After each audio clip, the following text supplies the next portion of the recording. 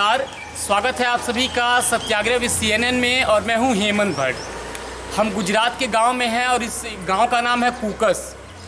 गांव के आप देख सकते हैं ग्रामीण बहुत सारे लोग हमारे साथ में हैं। बहुत सारे मुद्दों पे हम चर्चा करेंगे। मुद्दे राजनीति में बहुत हमेशा बने रहते हैं और राजनीति अनवरत चलती रहती है। लोकतंत्र में जो आम व्यक्ति है उसकी बातों का कितना महत्व है, आप खुद ही बहुत सारे न्यूज़ चैनल देख रहे हैं तो आपको समझ में आ रहा होगा। लेकिन जब हम गांव के अंतिम व्यक्ति से मिलते हैं तो हमको उनकी परेशानियां समझ में आती हैं। जो बड़े बड़े टीवी चैनल में हम बैठ करके टीवी पे रिपोर्ट देखते हैं और जो बड़े बड़े आंकड़े सरकार के द्वारा हमें दिए जाते हैं, शायद हमें समझ में नहीं आता है कि ये आंकड़ों की जो सच्चाई है वो है क्या।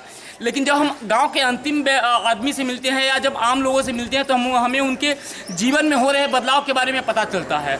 उन्हीं सारी मुद्दों पे हम बात करेंगे और बात करेंगे विधानसभा चुनाव के बारे में भी कि आज अगर गुजरात के गांव में मुद्दे हैं तो वो किस प्रकार के हैं। और दूसरी सबसे बड़ी बात की जो रोज़गार का मुद्दा है, जो महंगाई का मुद्दा है, जो बेरोज़गारी का मुद्दा है गुजरात में, वो उसका जो कोई फ़र्क है आम लोगों पे पड़ा है या नहीं पड़ा है।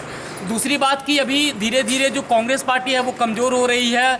जो उसके नेता हैं वो छोड़ करके अलग अलग पार्टियों में जा रहे हैं। आम आदमी पार्टी यहाँ पे पार्टिसिपेट कर रही है विधानसभा चुनाव के बारे में। इस बार 2022 में भारतीय जनता पार्टी अपने आप को दिन ब दिन मजबूत किए जा रही है। तो जो राजनीति बदल रही है गुजरात में, उसके बारे में गुजरात के लोग क्या कुछ समझते हैं, इस एक्सक्लूसिव रिपोर्ट में आज हम ध्वनि करेंगे गांव के लोगों से और बहुत कुछ बात करेंगे।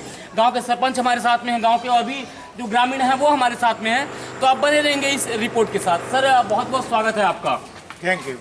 एक बात बताइए कि आप गांव के सरपंच हैं, आपने यहाँ की राजनीति को बदलते हुए देखा है। अभी आपके गुजरात के गाँव में क्या कुछ मुद्दे हैं?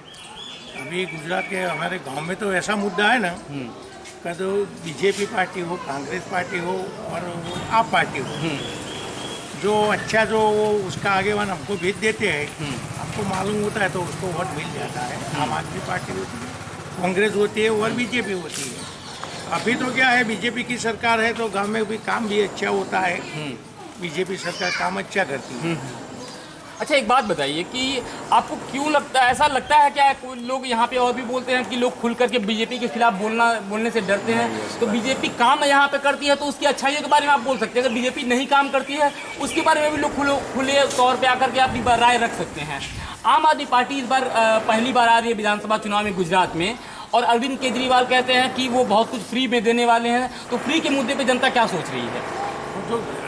वो पब्लिक है, फ्री मिलता है तो वोट भी मिलता है उसको। अच्छा, आम आदमी पार्टी को तो फ्री में इंसान को फ्री में या लोगों को फ्री में कुछ मिलना चाहिए या नहीं मिलना चाहिए? ना मिलना तो चाहिए ना, कुछ फ्री में मिलना चाहिए। हाँ, बिजली है, वो कोई दूसरा जो होता है मिलता है तो आपको भी वोट मिल जाता है। अच्छा, एक बात बताइए, आप सरपंच हैं गांव के, तो आपको क्या लगता है कि गांव में जितने भी लोग यहाँ पे जीतते हैं, जो मुद्दों पे यहाँ पे वोट लेने के बाद या जो चुनाव बीतने के बाद गांव में वापस आते हैं या नहीं आते? नेता नहीं आते हैं, गांव में नेता आते हैं वापस। जी, क्या नाम है सर आपका? रणछोड़ भाई। रणछोड़ भाई, एक बात बताइए, उम्र कितनी हो गई आपकी? 70 साल हो गई। करते क्या हैं आप? किसानी। तो किसान हैं आप। एक बात बताइए, किसान के जीवन में क्या कुछ समस्याएं हैं गुजरात के गांव में? अभी तो कोई समस्या है नहीं गुजरात में तो। और किसान की समस्या ये लोग बोल रहे हैं ना कि यहाँ बेरोजगारी है। चलो, मैं रोजगार के लिए 400 रुपया दे देता हूँ पर डे, चलो आता है कोई मेरे खेती में। अच्छा। किसी को मजदूरी करनी नहीं है और बोलना है बेरोजगारी है, काम करना नहीं है और बेरोजगारी। सबको ऑफिस में बैठना है, सबको नौकरी चाहिए। वैसे तो सरकार तो कहाँ से नौकरियाँ दे देगा, मजदूरी तो किसी को करनी नहीं है। लोग मेहनत करने से आपको लगता है डरते हैं? और मेहनत करनी ही नहीं है, किसी को पसीना बहाना ही नहीं है। बात यही मुश्किल है। बेरोजगारी ऐसे तो कोई है ही नहीं। चलो, मैं हर रोज 400 रुपया दे देता हूँ, फन आता है। हमारे गाँव में से कोई मिलता ही नहीं मजदूर। अच्छा, हाँ, तो फिर बेरोजगारी कहाँ से आती है? अच्छा, एक बात बताइए, आप बता रहे थे कि 70 साल आपकी उम्र हो गई। इसके पहले किसानों के जीवन में कौन कौन सी ऐसी समस्याएं थी? आपको लगता है कि 27 साल से यहाँ पे भारतीय जनता पार्टी भी काम कर रही है, जो बीजेपी के आने के बाद यहाँ पे दूर हो गई? वैसे तो परेशानियाँ तो देखो ये है ना, थोड़ा सा इधर आप देख करके बोलेंगे। हाँ, देश लेवल पे है जी, राष्ट्र लेवल पे है परेशानियाँ। स्टेट लेवल पे तो कोई परेशानियाँ है ही नहीं।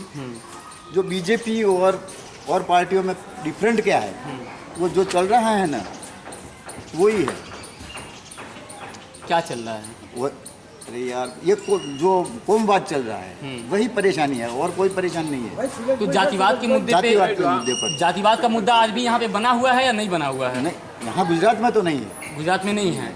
तो अगर स्टेट लेवल पे नहीं है, वो है सेंट्रल लेवल पे। सेंट्रल लेवल पे है। अच्छा, एक बात बताइए कि अभी अरविंद केजरीवाल कह रहे हैं कि जो उनका वोटर है वो गांव में है और बिल्कुल शांत बैठा है और फ्री में बहुत कुछ वो नहीं देंगे, नहीं, तो फ्री देखो में- फ्री में देगा तो ये श्रीलंका जैसी परिस्थिति होगी। अच्छा, फ्री में देगा तो कौन मजदूरी करेगा? कोई नहीं करेगा काम, काम कोई नहीं करेगा। फ्री में मिलता है खाना, कौन करेगा? तो ये तो वो बेकारी लाने का ही धंधा है।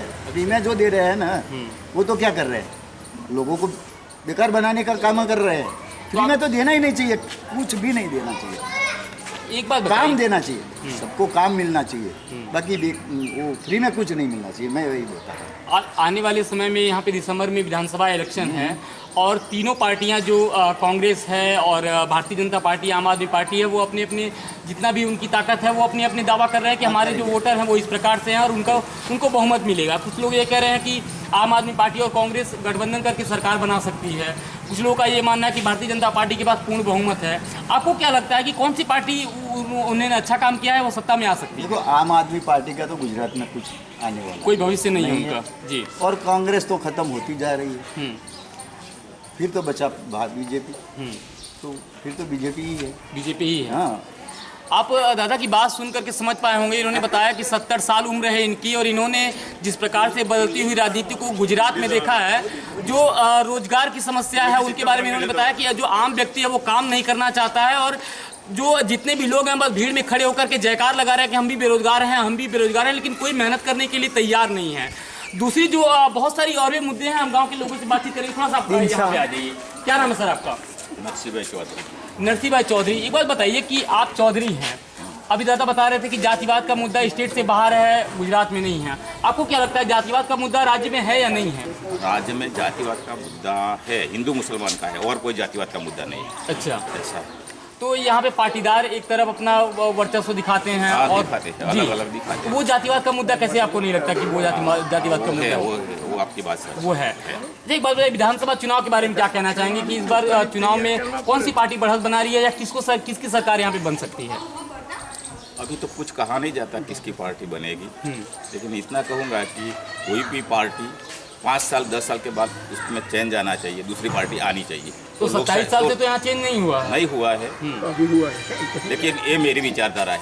ये आपकी अगर विचारधारा है। लोकशाही चाहिए तो 5 से 10 साल एक पार्टी रहे, बाद में चेंज हो जाए, यही लोकशाही के लिए ठीक है। चौधरी जी, एक बात बताइए कि आप बोल रहे हैं 5 से 10 साल में चेंज हो जानी चाहिए।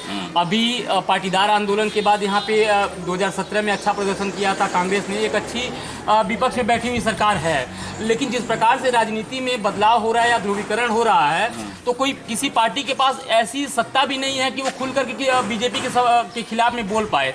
आम आदमी के मन में भी कहीं ना कहीं डर होता है कि वो बीजेपी के खिलाफ अगर बोलेगा तो उसके ऊपर कोई अगेंस्ट एक्शन हो सकता हाँ, है। ऐसा। तो ये बताइए कि ये जो मोरल मेंटेलिटी है या जो गांव में बैठा व्यक्ति है वो खुल करके कैसे बोल पाएगा या अपना मत जो है वो कैसे रख पाएगा? बोल पाएगा। अभी का माहौल ऐसा है कि वो बोल नहीं पाएगा। अभी का जो माहौल है आपको नहीं बोलेगा, नहीं बोल पाएगा। नहीं बोलेगा। जी, ऐसा माहौल है। Thank you.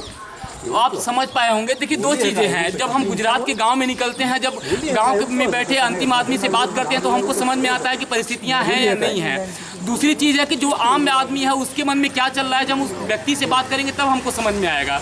और भी बहुत सारे मुद्दे मिलेंगे, आप बने रहेंगे इस एक्सक्लूसिव रिपोर्ट के साथ। बहुत बहुत धन्यवाद आप सभी का। नमस्कार।